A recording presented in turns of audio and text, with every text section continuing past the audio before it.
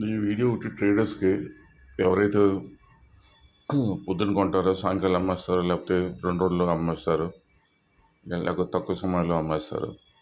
రేపు శుక్రవారం కాబట్టి ఖచ్చితంగా మనకి ఇటువరలాగా స్టాక్ మార్కెట్ పడుతుంది. సో మంచి అవకాశం ఇది. సో సెమీకండక్టర్ స్టాక్స్లో మళ్ళీ ఏనండి, కేన్స్ టెక్నాలజీస్, మళ్ళీ చెప్తున్నాను, కేన్స్ టెక్నాలజీస్. దాని తర్వాత మోసా చిప్, మూడోది ఏఎస్ఎం టెక్నాలజీస్.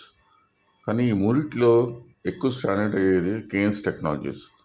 సో ముందు ఎవరైతే సెమీకండక్టర్స్లో స్టాక్ మార్కెట్లో ఇన్వెస్ట్ చేస్తున్నారో వాళ్ళు కేన్స్ టెక్నాలజీస్ కొనుక్కోండి.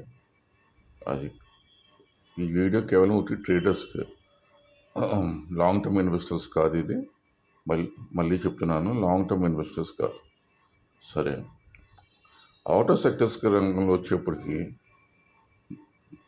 నేను గమనించింది ఏంటంటే మారుతి సుజుకి మనకి కొంచెం ఎక్కువ రిటర్న్స్ రావచ్చు.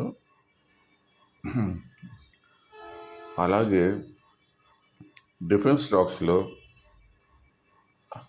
బెల్ ఈ మధ్యన కొంచెం పెరుగుతుంది. Bharat electronics limited.